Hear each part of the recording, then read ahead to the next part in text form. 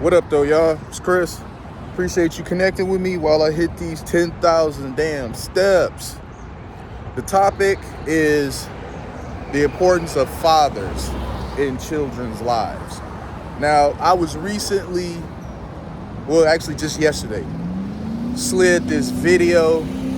It was like a TikTok, and it had various women talking about how their kids don't need their fathers in their lives.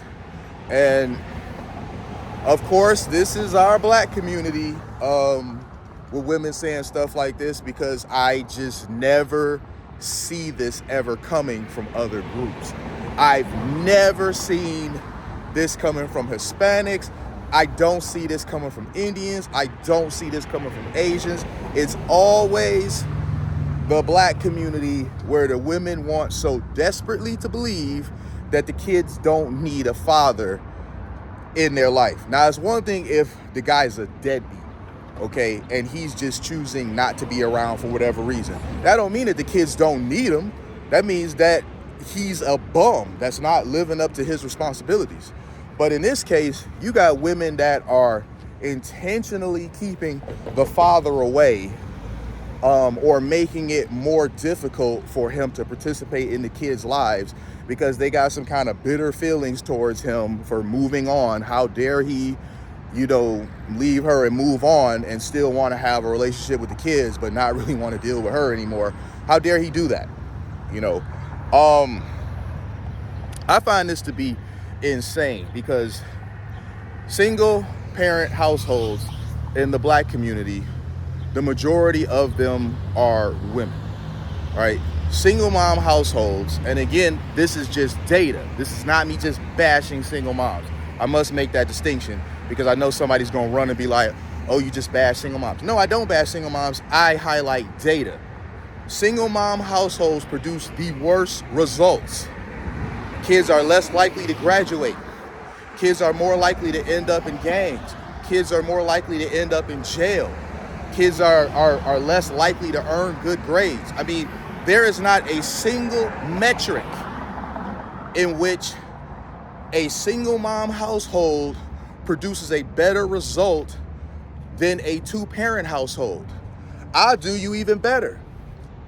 Single dad households even produce a better result than a single mom household.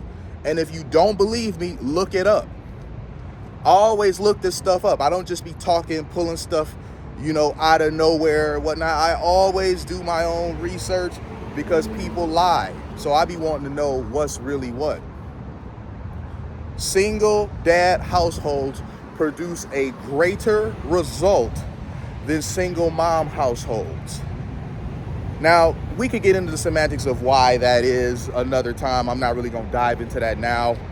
I'm just going to say that as, if kids don't need their father, then why is it that the scenarios where the father is present, meaning two-parent household, or even just the dad being a single father raising the kids, why is it that the scenarios where the father is present produce a better result than when the father isn't?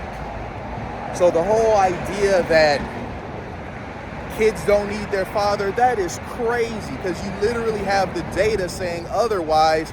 So you're talking with your feelings. And what you feel really doesn't matter. What you feel will oftentimes betray you.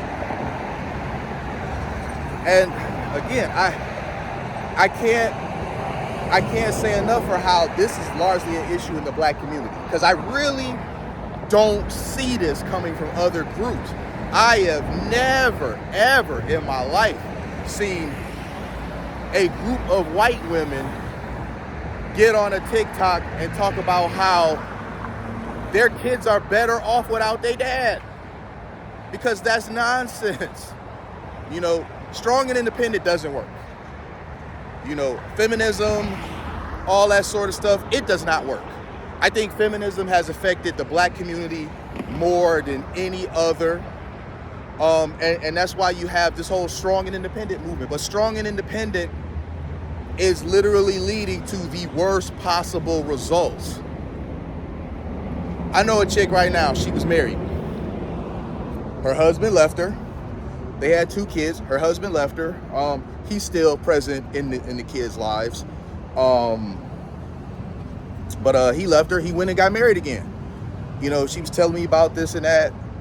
And she's a bit of a tough person to get along with. She's one of those raging feminists.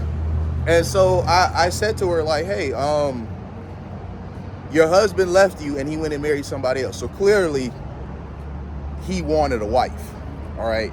And you've dated quite a bit, you know, been on coffee dates and whatnot, because I'll give her credit here.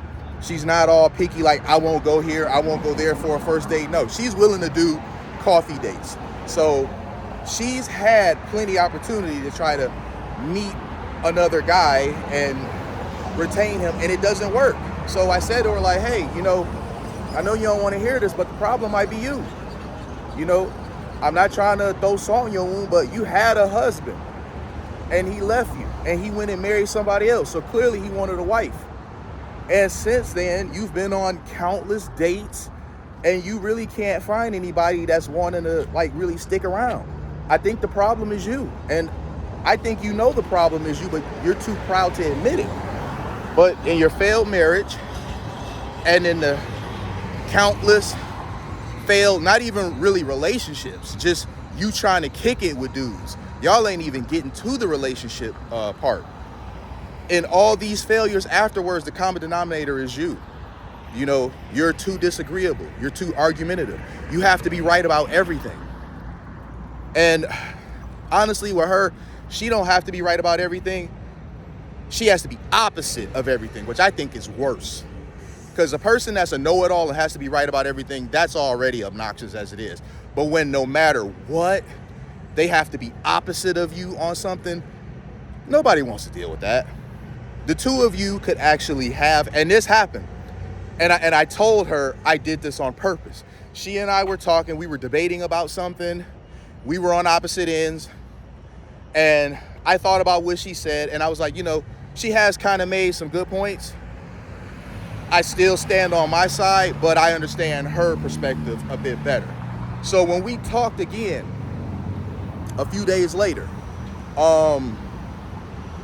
I never admitted that I thought about the stuff that she said, and, you know, I kind of agreed on some of those points. I just started mentioning some of her talking points with a tone of approval. And now, of course, she had to be opposite. She was fighting me now on her own talking points. And so I said to her, like, hey, do you not realize what you're doing? And she's like, what? And I said, you have to be opposite. It doesn't matter what somebody says, you have to disagree. And I don't think you do this with your girlfriends. I think it's only with men. She's like, no, that's ridiculous. I'm like, no. I was like, when we had our last discussion, I thought about this.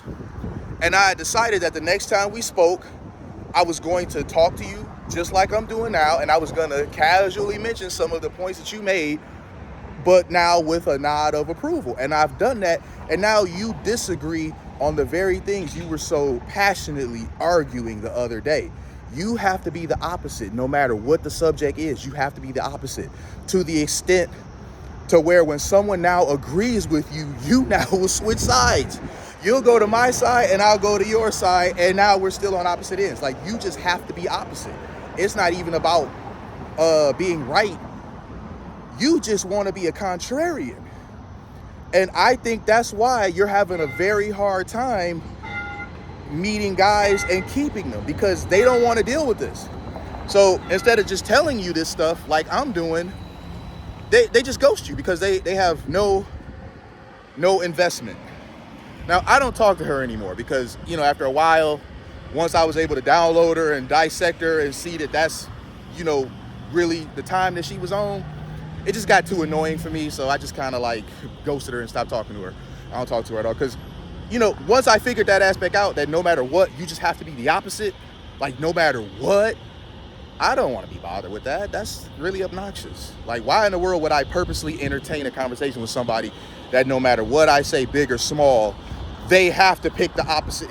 No, it's too goofy. I don't want to be bothered with that. But all of this rolls into the same mentality of being strong and independent, having to be opposite of men.